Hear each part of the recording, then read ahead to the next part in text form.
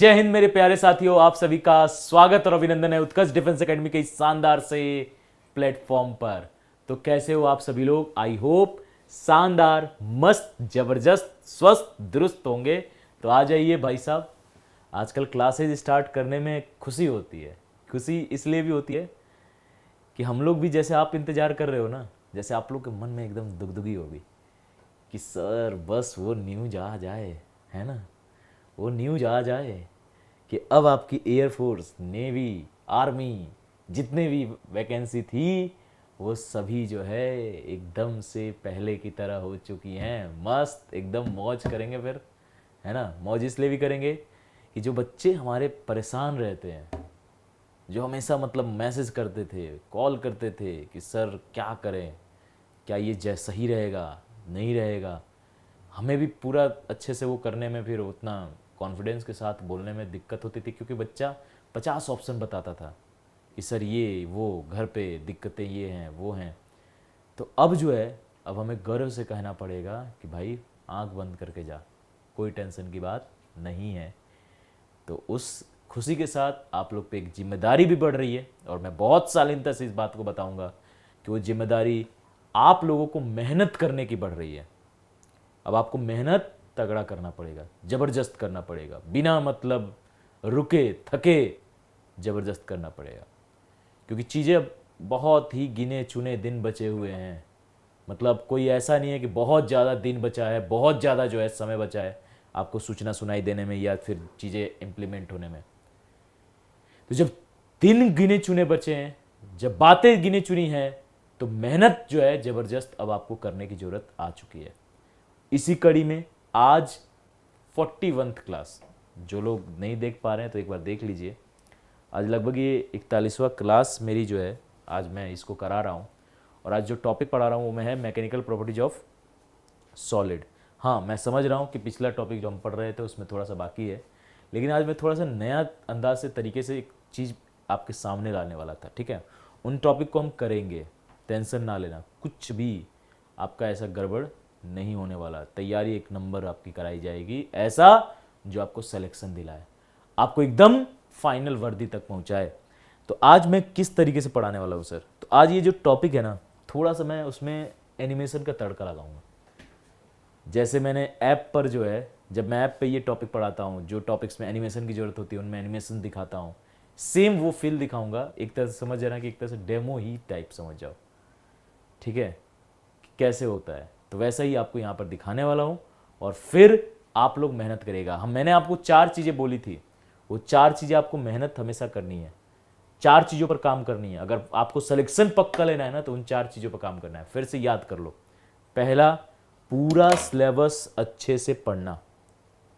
दूसरा, selective questions का practice करना। सेलेक्टेड क्वेश्चन मतलब ऐसा नहीं कुछ भी किए जा रहे हो, गिने चुने क्वेश्चंस हो जो एग्जाम ओरिएंटेड हो, ठीक है, उन क्वेश्चंस का प्रैक्टिस करना। तीसरा, मॉक बराबर लगाना ताकि स्पीड बढ़े, क्योंकि ऐसा होता है कि फिजिक्स में रियल बताऊं, अगर तुम्हें 1 घंटे का समय दे दिया जाए ना वो 25 क्वेश्चन करने के लिए, आराम से 25 में से 20 या 18 तुम फोड़ के आ जाओगे।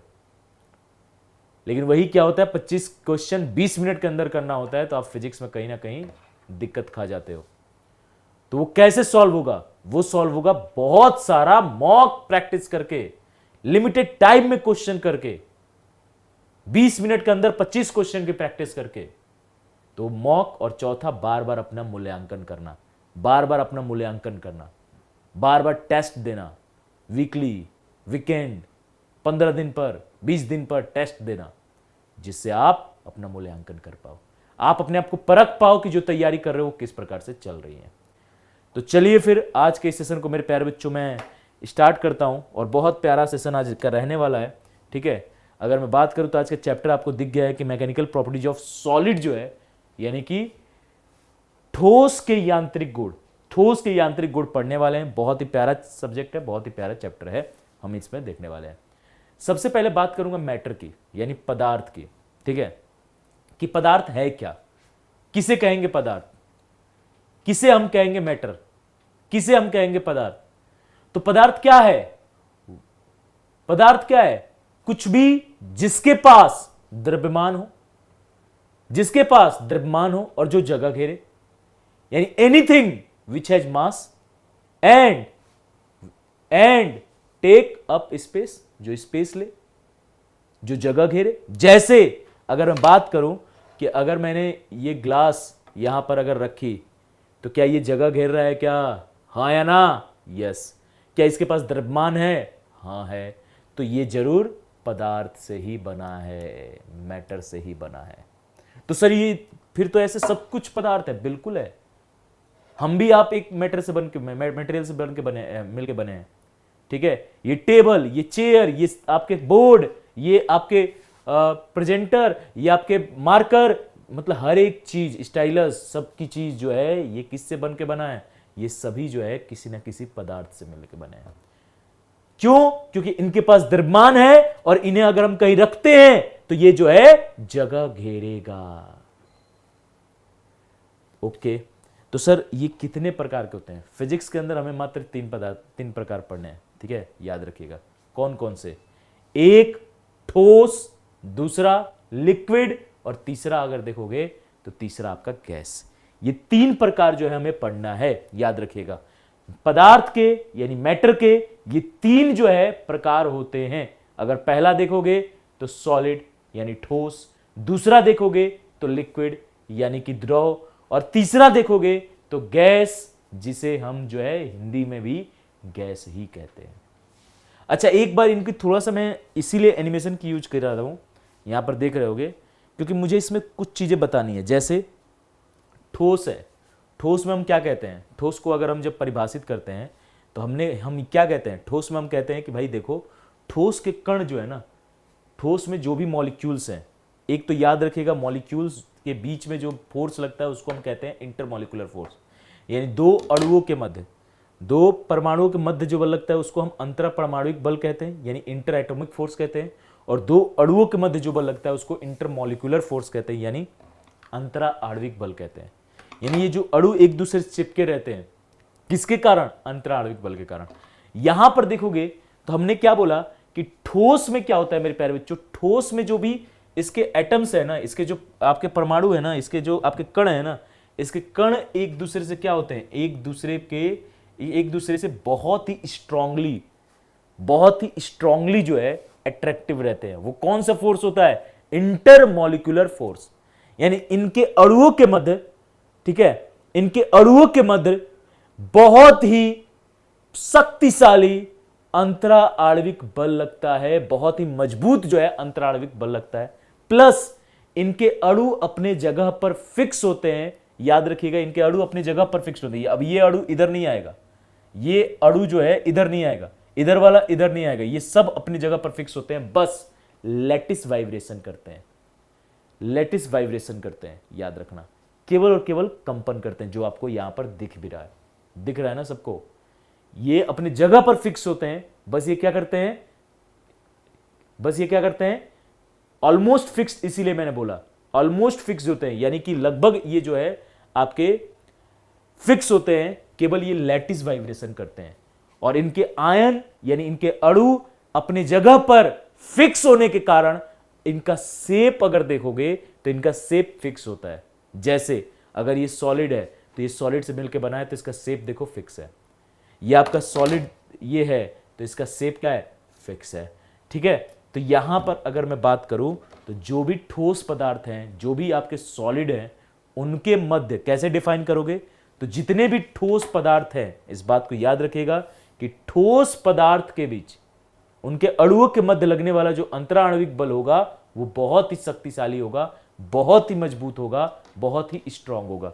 अब मैं जानता हूं आज की क्लास में एक डाउट आएगा, पहला कि सर लिखने का समय नहीं मिल रहा है, नोट्स बनाने का समय नहीं मिल रहा है। तो अगर कुछ अच्छा अगर हम सीखना चाह रहे हैं ना, अगर हम ऐसा चाह रहे हैं कि पूरा एनिमेशन हम देख लें, हमें फील हो वो चीज़ें, तो हमें थोड़ा सा एक्स्ट्रा टाइम देना पड़ेगा। जैसे ही क्लास खत्म होगी, आप हर जगह, जैसे मैं यहाँ पे खड़ा हूँ, आराम से आपको पूरी चीज़ें दिख रही हैं, आप उसको रोकोगे वीडियो को। वीडियो तो ऐसा नहीं है कि वीडियो अभी ही रहेगा, आपको बाद के लिए भी रहेगा। आप रोकोगे, मुश्किल से पूरे क्लास को नोट करने में आपको 10 मिनट लगेंगे एक्स्ट्रा। लेकिन हाँ, जो मैं चीज़ें आपको सिखा रहा हूँ, अब मैं लैटिस वाइब्रेशन बोलता आप समझ नहीं पाते, आपके दिमाग में वो चीज़ें फिट नहीं होती। यहां पर मैं उसको दिखा रहा हूं तो वो चीजें आपके दिमाग में फिट हो रही हैं, वो चीजें आपके दिमाग में जा रही हैं। तो इसलिए मुझे इस क्लास के लिए इसकी जरूरत, मतलब एनिमेशन की मुझे ज़्यादा यहां पर पड़ी कि भाई आपको दिखा दे, आपको समझ में आए कम से कम।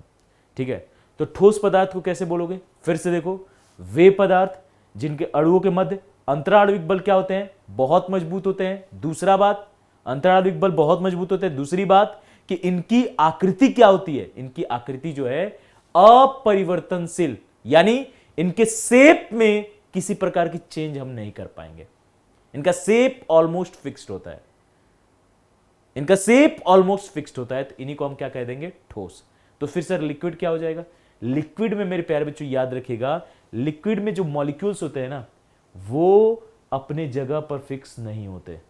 यानी ये सर फ्री है मूव करने के लिए, बिल्कुल है, लेकिन एक इनके पास जितनी लिक्विड है उतने तक ही। यानी लिक्विड अगर यहां तक है तो ये यहीं तक मूव कर पाएंगे। ऐसा नहीं कि यहां से लिक्विड का एक कण आके यहां आ जाए ना। जहां जितना लिक्विड भरा हुआ है, जितना द्रव भरा हुआ है, उसी सीमा में जो है ये क्या कर सकते हैं? उसी सीमा में ये गति कर सकते हैं।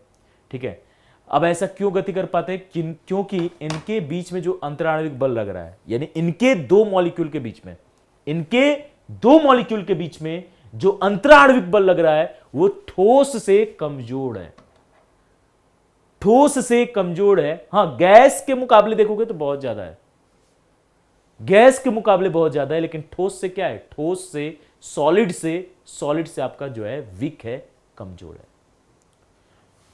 ठीक है, तो पहली चीज कि इसमें देखेंगे तो सबसे पहला चीज कि इनके मध्य लगने वाला जो अंतराणविक बल है, यानी इनके मध्य लगने वाला इंटरमॉलिक्यूलर फोर्स है, वो सॉलिड से कमजोर, सॉलिड से कम, ठोस से कम और गैस से ज्यादा, यानी कि आपके गैस से जो है हमेशा अधिक होगा, ज्यादा होगा। दूसरी बात, इसकी शेप जो है फिक्स नहीं होती। हां, इसकी वॉल्यूम जो है वो फिक्स होती है। फिर से देखिएगा, इसका शेप जो है वो क्या होता है? शेप जो है मेरे प्यारे बच्चों, इस बात को याद रखिएगा कि इसका शेप जो है क्या, अगर मैं इसका शेप की बात करूं, ठीक है, अगर मैं बात करूं इसकी शेप की, ठीक है, तो इसका शेप जो है वो फिक्स नहीं होता। इसका शेप जो है वो आपका फिक्स नहीं होता। ठीक है, इसको मैं लिख सकता हूं नॉट फिक्स्ड। आकार जो है वो फिक्स नहीं होता। तो फिर सर क्या इसका वॉल्यूम, आयतन जो है निश्चित होता है? बिल्कुल हां। अगर इसके आयतन की बात करूं, अगर मैं इसकी वॉल्यूम की बात करूं, इसकी आयतन की बात करूं, तो मेरे प्यारे बच्चों इसका आयतन जो है वो आपका निश्चित होता है। ठीक है, तो सर शेप फिक्स नहीं होता मतलब देख लो लिक्विड को, अगर मैं इस ग्लास में अभी लिक्विड डाल दूं तो इस ग्लास का शेप ले लेगा। अगर मैं इस बोतल में लिक्विड डालूं तो इस बोतल का शेप ले लेगा। यानी जैसे बर्तन में डालूंगा, जैसे वेसल्स में डालूंगा, जैसे बोतल में डालूंगा, उसका आकार ले लेगा। समझ में आया? तो ऐसे पदार्थ को हम द्रव कहते हैं, लिक्विड कहते हैं। ठीक है, तो इनका अंतराणविक बल यानी इंटरमॉलिक्यूलर फोर्स ठोस से कम, गैस से ज्यादा होता है। ठीक है, दूसरी बात, इनकी आकार परिवर्तनशील होती है, आकार इनकी बदली जा सकती है, इनके शेप को चेंज किया जा सकता है। तीसरी बात, इनके आयतन निश्चित होती है, फिक्स होती है, यानी इनकी वॉल्यूम जो है वो चेंज नहीं की जा सकती है। इस बात को याद रखिएगा। और इनके मॉलिक्यूल भी जो है, जितना लिक्विड यानी जितना द्रव भरा है, जहां तक द्रव भरा है वहां तक मूव करने के लिए फ्री है। यानी यहां का मॉलिक्यूल उठ के यहां तक आ सकता है, ऊपर का मॉलिक्यूल यहां तक जा सकता है, ऊपर का मॉलिक्यूल इधर जा सकता है, लेकिन ऐसा नहीं कोई भी इनमें से मॉलिक्यूल इधर नहीं जाएगा, इधर नहीं जाएगा, इधर नहीं जाएगा। जहां तक लिक्विड भरा है वहीं तक जो है ये फ्री हैं मूव करने के लिए, गति करने के लिए, जाने के लिए। तो इन्हें हम क्या कहेंगे मेरे प्यारे बच्चों? इन्हें हम कहेंगे, याद रखिएगा, इन्हें हम कहेंगे आपका, इन्हें हम कहेंगे क्या? तो इन्हें हम कहेंगे लिक्विड यानी द्रव। क्लियर है? क्लियर है। चलिए, अगर मैं बात करूं तो नेक्स्ट है गैस। तीसरा क्या है भाई? तीसरा है आपका मेरे प्यारे बच्चों गैस। गैस क्या है सर? तो याद रखिएगा, गैस जो है, गैस एक ऐसी पदार्थ है जिसका अंतरा आणविक बल सबसे कमजोर होता है, सबसे कमजोर होता है, और इनके मॉलिक्यूल अपने जगह पर फिक्स नहीं होते हैं, फ्री टू मूव, गति करने के लिए स्वतंत्र होते हैं। जैसे इनमें से कोई भी एक मॉलिक्यूल देखो अपने आप कहीं भी मोशन करता रहेगा, है ना, मोशन अपना करता रहेगा, फ्री है मूव करने के लिए, ठीक है। इन्हें हम कंप्रेस करके सोचोगे तो इतने छोटे सिलेंडर में भी भर रही है, और इन्हें अगर हम चाहें तो उसको यहां से निकालकर पूरा इस कमरे में फैला सकते हैं। यानी जितना इस कमरे में गैस है उसको हम कंप्रेस करके, दबाकर, संपीड़ित कर एक छोटे सिलेंडर में भी भर सकते हैं। यानी इनके मॉलिक्यूल को इतना पास पास लाया जा सकता है, और इनको छोड़ दें तो इस कमरे में छोड़ो, इस हॉल में भी फैल जाएंगे, ठीक है। इसका बड़ा गंदा सा एक एग्जाम्पल है, ठीक है, बहुत गंदा सा एक एग्जाम्पल है गैस का एग्जाम्पल। जब भी आपके आसपास में कोई अगर ऐसा बंदा हो, गैस का मरीज हो तो देखो छोटे से टमी में जो है जो भी आपका गैस होता है, जब वो, समझ रहे हो, बहा दे पूरे कमरे में, जो उसने माहौल बनाता है। जैसे आप कभी ट्रेन में सफ़र करो, भाई साहब ट्रेन में दो तरीके से के लोगों से बड़ा परेशानी होती है कि नहीं? आप लोगों ने भी फील किया होगा कभी, ट्रेन वगैरह में सफ़र किया हो या बस वगैरह में सफ़र किया हो। एक खराटे वालों से, और खराटे वालों से प्रॉब्लम तब हो जाती है कि जब अगर आप उसमें गलती से एसी वालों में, इन सब में जाओगे, थर्ड एसी या सेकंड एसी या जो भी है, इनमें क्या होता है, आवाज़, बाहर की आवाज़ कम आती है, ठीक है, बाहर की आवाज़ एकदम कम आएगी क्योंकि वो पैक रहता है, ठीक है, शीशे उसे पूरा पैक्ड है, गेट लगे हुए हैं, तो वो पूरी तरीके से पैक्ड है, तो बाहर की खड़बड़ खड़बड़ की आवाज़ कम आती है। तो एक तो सफ़ेद चादर ओढ़ के सारे, लगता है कि जैसे हम जो है ट्रेन में नहीं कहीं मुर्दा घर में आ गए हैं ना, वहाँ पे ऐसे एकदम सफ़ेद चादर रात में लगता है कहाँ भूत तो नहीं दिख जाएंगे हमें। और दूसरा खराटे से, खराटे मारते हैं एकदम खर्र खर्र खर्र खर्र, रात भर जो है नींद नहीं आएगी। तीसरा बीच बीच में जो वो जो हम अभी प्रॉपर्टी पढ़ रहे हैं गैस का, वो प्रॉपर्टी दिखा देते हैं कि देखो भैया इतना गैस जो है, मैं इतना सा गैस पेट में इतना गैस रखा हूँ कि हर 1 घंटे में तुम्हारा सफ़र जो है ख़राब करने के लिए काफ़ी है ना, हर 1 घंटे में सफ़र ख़राब करने के लिए काफ़ी हो जाता है। तो गैस क्या है, गैस अब आप अच्छे से समझ चुके हो कि फैल भी चुका है, फैल भी सकता है, और उसको हम कंप्रेस करके छोटे से सिलेंडर में भी पैक करके रख सकते हैं, कंप्रेस करके रख सकते हैं। तो गैस के बीच में अंतरा आणविक बल बहुत ही ज़्यादा कमजोर होता है। इनका ना तो शेप फिक्स है ना ही वॉल्यूम फिक्स है। वॉल्यूम देखो इतनी सी सिलेंडर में भर दे रहे हैं, यही पूरे कमरे में फैल जा रहा है। तो ना तो इनका आयतन निश्चित है ना इनका आकार निश्चित है, ठीक है। तो इन्हें हम जो है गैस कहते हैं। क्या कहते हैं इन्हें? गैस कहते हैं। क्लियर है? तो अब आप ठोस और द्रव और गैस के बारे में समझ गए। ठोस का अंतरा आणविक बल बहुत बहुत मजबूत होता है, उसका शेप, वॉल्यूम दोनों फिक्स होता है। द्रव के अंदर क्या हुआ, अंतरा आणविक बल ठोस से तो कमजोर हुआ लेकिन गैस से ज्यादा था, उसमें शेप और आपका शेप तो उसमें परिवर्तनशील था द्रव के अंदर, लेकिन वॉल्यूम फिक्स था। और गैस के अंदर इंटरमॉलिक्यूलर फोर्स यानी अंतराणविक बल भी बहुत कमजोर है।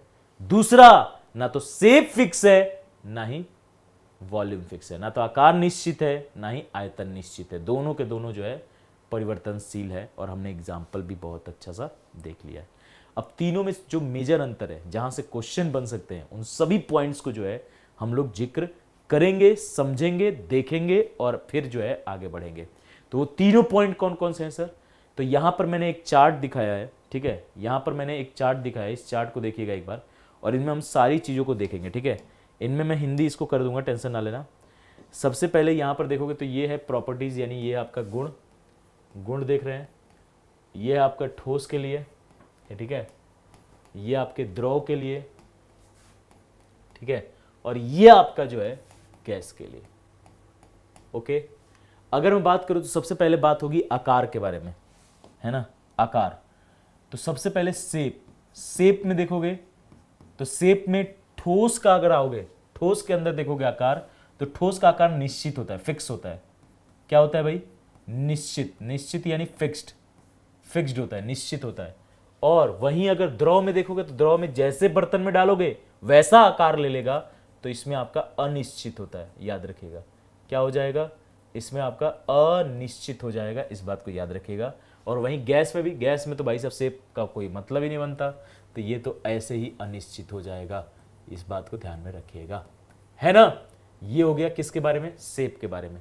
अगर वहीं मैं आयतन के बारे में बात करूं, किसके बारे में, आयतन के बारे में, यानी मैं अगर वॉल्यूम के बारे में बात करूं, तो भाई साहब ठोस का आयतन निश्चित होता है, फिक्स होता है, याद रखिएगा। तो यहां पर ये कह देंगे कि सर ये तो आपका निश्चित हो जाएगा, ठीक है। और वहीं द्रव में भी मैंने आपको बोला था कि आयतन जो है इसका फिक्स होता है, आयतन में कोई दिक्कत नहीं है, तो यहां पर ये भी आपका आयतन निश्चित हो जाएगा, इस बात को याद रखिएगा। और ये आपका आयतन क्या हो जाएगा, आयतन निश्चित हो जाएगा, है ना, निश्चित हो जाएगा। वहीं गैस में अनिश्चित होता है। क्यों, क्योंकि आयतन कैसे, वॉल्यूम देखोगे तो एक कमरे में भी फैल सकता है, उसको दबा के कंप्रेस करके हम सिलेंडर में भर सकते हैं, है ना। डेंसिटी अगर देखोगे तो घनत्व के बारे में बात हो रही है। घनत्व सबसे अधिक किसका होता है, सबसे अधिक ठोस का होता है, क्योंकि इसके मॉलिक्यूल बहुत पास पास होते हैं, है ना। तो यहाँ पर सबसे अधिकतम जो है वो ठोस का होता है ना। अगर वहीं बात करें, ठीक है, तो लिक्विड की ठोस से कम, ठीक है, ठोस से कम, परंतु गैस से ज्यादा। ठोस से कम होता है, याद रखना, घनत्व जो है वो ठोस से तो कम होता है, लेकिन गैस से जो घनत्व होती है वो घनत्व ज्यादा होती है। और वहीं अगर मैं गैस की बात करूं तो इसमें जो है न्यूनतम होता है, इस बात को याद रखिएगा कि यहां पर जो है न्यूनतम जो है हमें घनत्व देखने की बात, घनत्व हो जाएगी। अगर वहीं मैं कंप्रेसिबिलिटी दिख रहा हूं, यानी संपीड्यता की बात करूं, ठीक है, अगर वहीं मैं संपीड्यता की बात करूं मेरे प्यारे बच्चों, याद रखिएगा, ठीक है, अगर मैं संपीड्यता की बात करूं तो यहां पर ठोस जो है वो असंपीड़ित होता है, यानी इसको दबाया नहीं जा सकता, असंपीड़ित होता है। द्रव जो है वो गैस से कम, सबसे ज्यादा संपीड़न किसको किया जा सकता है, सबसे ज्यादा दबाया जा सकता है गैस को, ठीक है। तो ये गैस से कम, वैसे तो इनकम्प्रेसिबल लिक्विड में भी द्रव वगैरह जैसे वाटर वगैरह है वो इनकम्प्रेसिबल माने जाते हैं, लेकिन अगर एकदम तुलना एकदम एक्यूरेट किया जाए तो गैस से कम परंतु ठोस से ज्यादा कंप्रेसिबल होता है। ठोस तो कंप्रेस ही नहीं कर सकते, तो ठोस से ज्यादा। और ये पूरा संपीड्य है, ये पूरा दबाया जा सकता है, याद रखिएगा, दबाया जा सकता है। अगर वही क्रिस्टलिनिटी की देखें, है ना, क्रिस्टलिनिटी की देखें,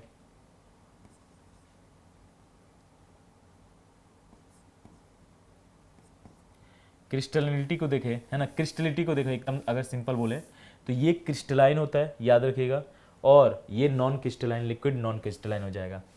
इंटर एटॉमिक या इंटरमोलिकुलर डिस्टेंस देखें, यानी दो मॉलिक्यूल के बीच की दूरी, मान लो दो मॉलिक्यूल है तो इनके मॉलिक्यूल क्या है, फिक्स है, अपनी जगह पर फिक्स है, तो इनके बीच में डिस्टेंस फिक्स होगी। अगर इस मॉलिक्यूल से इस मॉलिक्यूल के देखोगे तो डिस्टेंस फिक्स है, अब ये बदलेगा, जगह है ही नहीं, जगह नहीं बदलेगा, तो ये हमेशा इनके बीच की दूरी क्या होगी, निश्चित होगी। इसी को हम इंटरमोलिकुलर डिस्टेंस कहते हैं। दो अणुओं के मध्य की दूरी, दो अणुओं के मध्य की दूरी को ही हम अंतरा आणविक दूरी कहते हैं, या अंतरा परमाणविक दूरी, अंतरा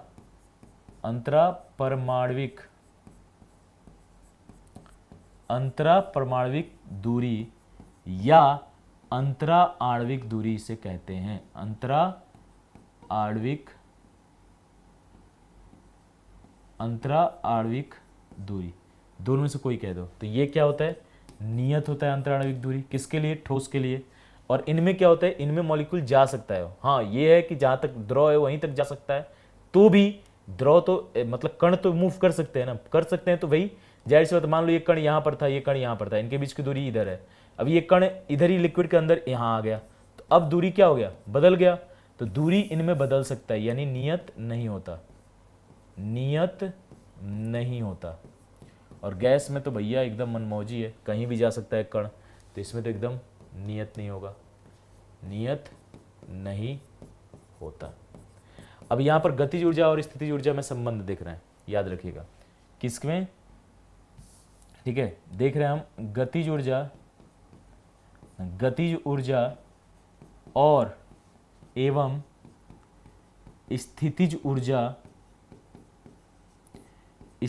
ऊर्जा में संबंध, कि भाई संबंध जो है वो कैसा होगा, याद रखिएगा संबंध कैसा होगा। तो याद रखिएगा इसमें मॉलिक्यूल फिक्स है अपनी जगह पर, गति नहीं कर रहा, मोशन नहीं कर रहा, जा नहीं रहा कहीं, है ना। तो जा आ नहीं रहा तो भाई जाहिर सी बात है स्थिर पड़ा हुआ है। तो इसमें देखोगे तो पोटेंशियल एनर्जी वो क्या हो जाएगी, ज़्यादा हो जाएगी। काइनेटिक एनर्जी कम, क्योंकि मोशन ही नहीं है इसके अंदर। हाँ, यहाँ पर वो जा सकता है जितनी दूर लिक्विड है उतने दूर तक को, जितने दूर तक लिक्विड है, द्रव है, जहाँ तक द्रव है वहाँ तक मॉलिक्यूल गमन कर सकता है, वहाँ तक जा सकता है। तो इसमें काइनेटिक एनर्जी ज़्यादा हो जाएगी, किससे, आपके पोटेंशियल एनर्जी से। काइनेटिक एनर्जी ज़्यादा हो जाएगा किससे, पोटेंशियल एनर्जी से। यहां पर अगर देखोगे तो यहां पर तो पूरा फ्री है गति करने के लिए, तो यहां पर काइनेटिक एनर्जी सबसे ज्यादा होगा, याद रखिए किससे, स्थितिज ऊर्जा से सबसे ज्यादा यहां पर होगा। इंटरमॉलिक्यूलर फोर्स, अंतरा आणविक बल देखेंगे, अंतरा आणविक बल, अंतरा आणविक बल की बात करूं तो याद रखिएगा ठोस के अंदर सबसे मजबूत होती है, ठोस के अंदर सबसे मजबूत होती है। द्रव के अंदर देखोगे तो ठोस से कम परंतु गैस से ज्यादा,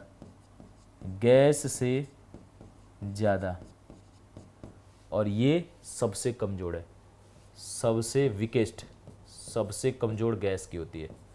सबसे कमजोर किसकी होती है भाई, सबसे कमजोर अगर देखोगे तो गैस की होती है।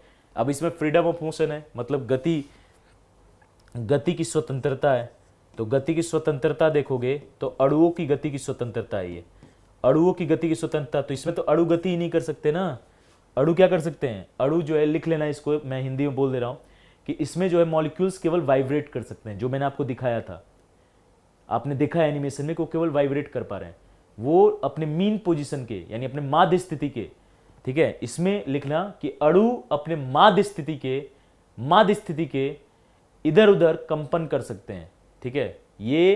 ये मुक्त रूप से गति करने के लिए स्वतंत्र नहीं है, ये पूरा शब्द में आप लिख लीजिएगा, ये कैन नॉट मूव्स फ्रीली। इसमें क्या है, इसमें मॉलिक्यूल्स लिमिटेड फ्री मोशन कर सकते हैं, यानी लिमिटेड कहां तक, जहां तक द्रव है, जहां तक द्रव है वहां तक जो है आपके मॉलिक्यूल जा सकते हैं, वहां तक जो है अणु आपके जा सकते हैं। इसमें तो पूरा फ्री है, आप देखो ना, इस कमरे में फैल सकता है, इस कमरे को गेट खोल दोगे तो बाहर तक फैल सकता है अणु, है ना। किचन में गैस लीक होता है, देखते हो पूरे घर में फैल जाता है। तो उसमें फ्री है पूरा मूव करने के लिए, एकदम स्वतंत्र है पूरा मूव होने के लिए, इस बात को याद रखिएगा। इसमें इफेक्ट ऑफ टेम्परेचर बोल रहा है, तो टेम्परेचर का यही इफेक्ट है कि ठोस को ज़्यादा गर्म करोगे तो द्रव में बदल जाएगा, द्रव को ज़्यादा गर्म करोगे तो गैस में बदल जाएगा, है ना, इस बात को याद रखिएगा। तो ये सब आपका जो है इफेक्ट ऑफ टेम्परेचर। तो ये सारी पॉइंट्स वाइज जो है हमने ठोस, द्रव और गैस के बीच में अंतर पढ़ लिया है। देख लो एक बार सभी लोग अच्छे से देख लीजिए, सभी लोग एक बार अच्छे से देख लीजिए।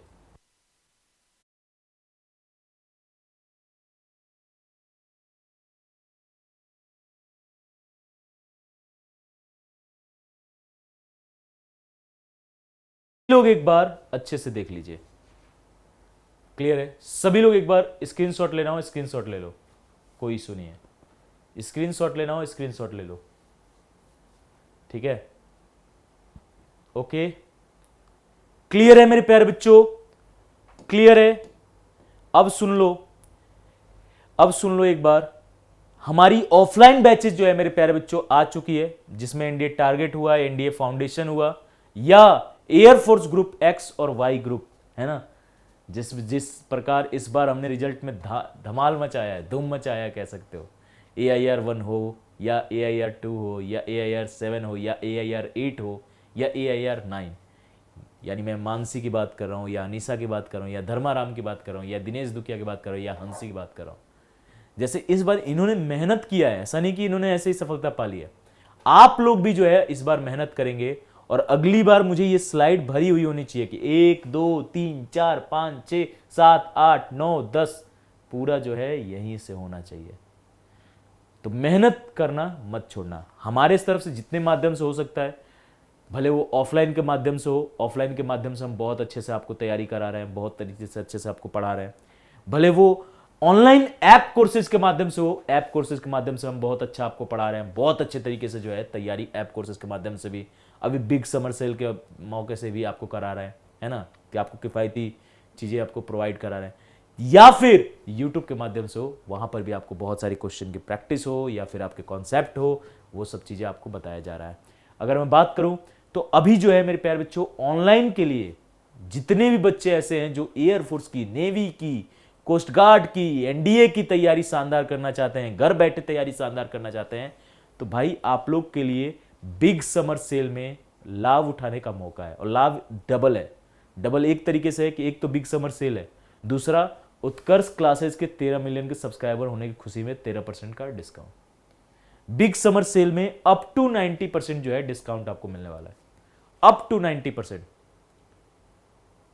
प्लस आपको जो है 13% का, याद रखिएगा, 13% का एक्स्ट्रा डिस्काउंट, जिसमें आपको अप्लाई कूपन कोड में UC13 जो है कोड अप्लाई करना पड़ेगा।